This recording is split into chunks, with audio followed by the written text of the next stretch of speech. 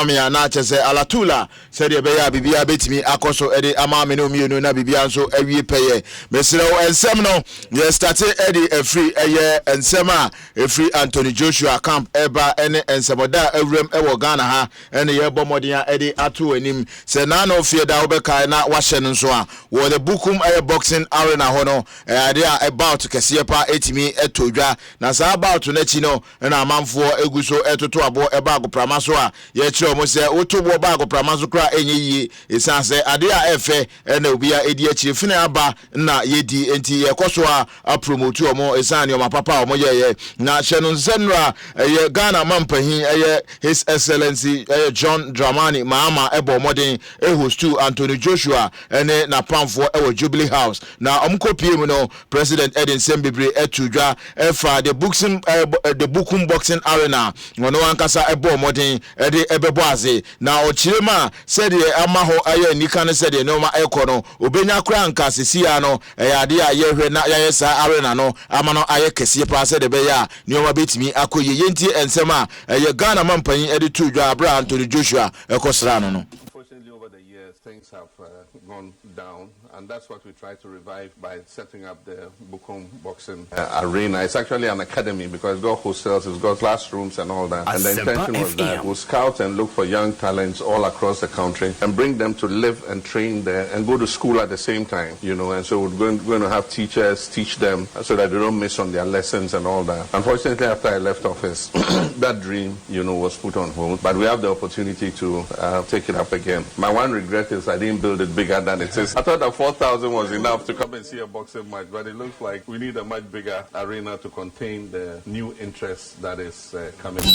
Anyway, and Sema Nra Ghana Mampen and Anthony Joshua Shiano or the two Joshua Nano Kwasida na a Father's Day. Anthony Joshua and Mampan etimi equasori a boom, Emma Bibia Ecoso, Nano and a Mampan Echima or Renimuse Kwambia Sono Anthony Joshua, a betimi abe boxing ambassador Kesepa ewo abibrima amanyo manso etimi akoyi yenti said the president Eddie Sansem so etuda. Told Anthony yesterday, he came to join us in church yesterday of his own. He called Sharaf and said, where can I go to church this morning? And Sharaf said, oh, my father is the MC in his church.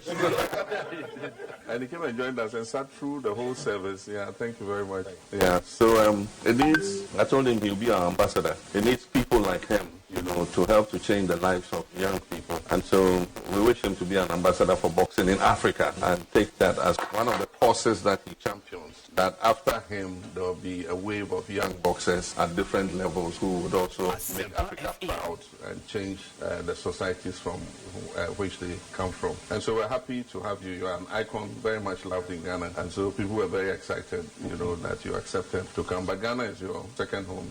We are the gentleman of the land, and what is ordinance Etudra Afa Anthony Joshua Ehono na udurem na yehe ensema ekosodia na se Anthony Joshua nanso ekasae Abraham Mampanyi edinensem ni nyina etudwa no Anthony Joshua echima abere bia obedi Ghana nkomo no na ninu alata yafo no edi enkomo efa Ghana ho a ebia na ebonu ho ema na nikura anje se obaba Ghana ha na obepie mu aba obepie mu ha no ono ankasa ashok no asai a surprise ni shock price kese pa na akọ ediama Anthony Joshua yentie Anthony nso nsema o de etudwa. I've been spending a lot of time in Nigeria as of recent, knowing that it's important to know where you're going, but just as important to know where you've come from. And coming to Ghana actually wasn't on my agenda because for some reason everyone in Nigeria put Nigeria here and Ghana just here. Yeah. I'm now here and I'm looking around and I'm like, they've been lying to me. I'm very impressed. I'm very impressed with your beautiful country, amazing culture, hospitality, the airport, the organization.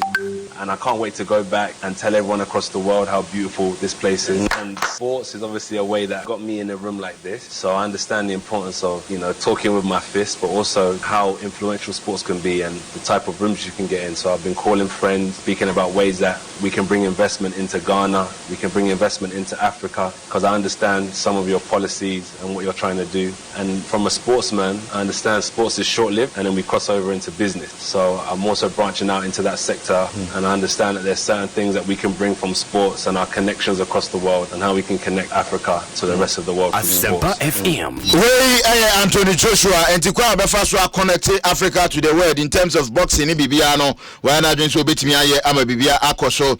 So Minister of Sports and Recreation, Honorable Kofi Idi Adams and Sono, Anthony Joshua Ebon Pempe Enino Eshiae, na Minister Echuma Zisia de Ghana, Abe Sports Center, is answered now no Fiada and Najoku PM over the Bokum Boxing Arena, the Pio, and the Kosono, na any Enyan, Etientie a minister and Zunsema, okay. Football is doing well. Athletics is creating champions around the world. As it stands currently, the fastest 100-meter runner in the world is a Ghanaian.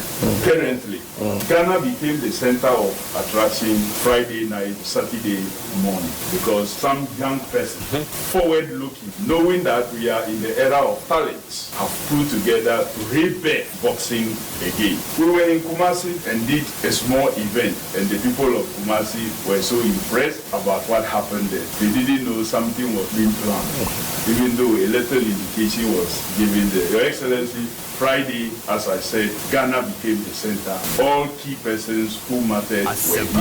The WBC officials were here, and that was through the initiative of our very young brother and his organization, the Legacy Rise Sports and Amin Khan, putting themselves together and giving us a great show.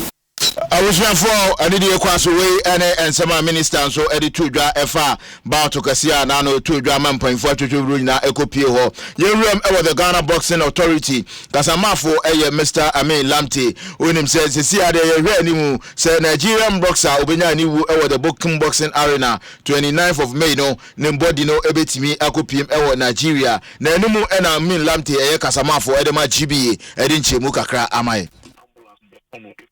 Around here, airport almost do by 6%. You are the annoyed saying we sit from the never call by 6. The record the section almost moved a flight maybe 2 latest by 10 a.m. Then we are monosono. Obey stop about our blooming so better a crane. Tell them say Nema ever. Omuya latest by 2:33. No more could do Lagos, Nigeria. Ewo Murtala Mohammed International Airport. Hono now the body Nigeria Nigeria Boxing Board of Control penny for no maybe back or so.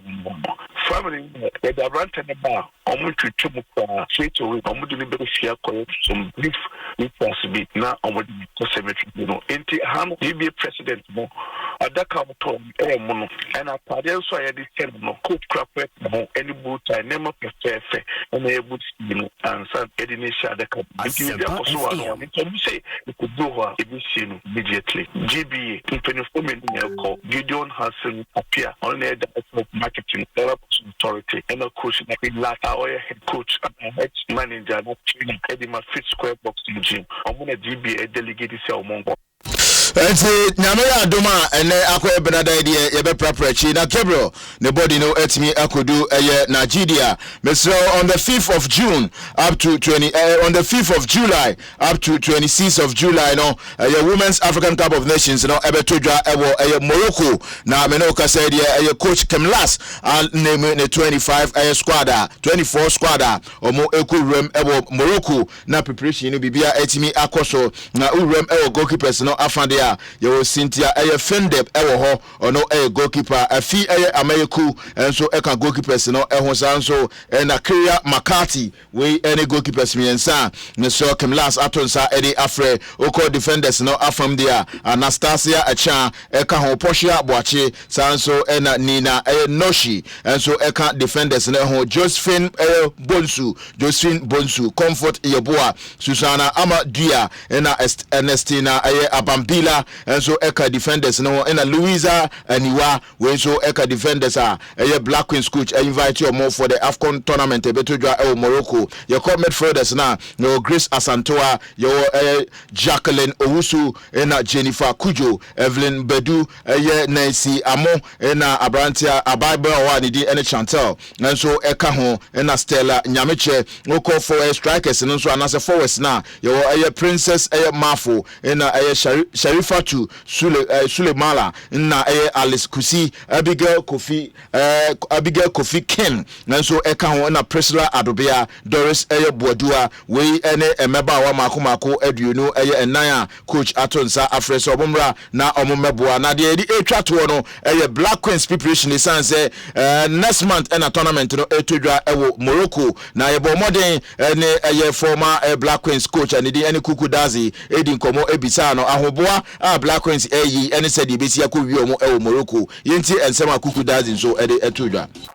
That football is about preparation, and I believe that the team is preparing. And in preparations, there will be ups and downs because when you're the real competition, you can use other players to assess most of the players so that you can get your final squad. So I believe that they are preparing, and let's hope that by the time they start the competition, they will be ready for the competition. As head coach of the Black Queens, or a new person, and I don't think the same players now under the other coach is the same player, but most of the players are the new head coach. So let's give you the benefit of the doubt. You're prepared. In preparation, there will be ups and downs. So let's wait. Competition. That's about all. But for now, you cannot tell me that they are coaching. No. Time no Abukof and Kuku Dazi na 10 in Kaname Cup. But me call no mame Emfa birthday we Emma Mr.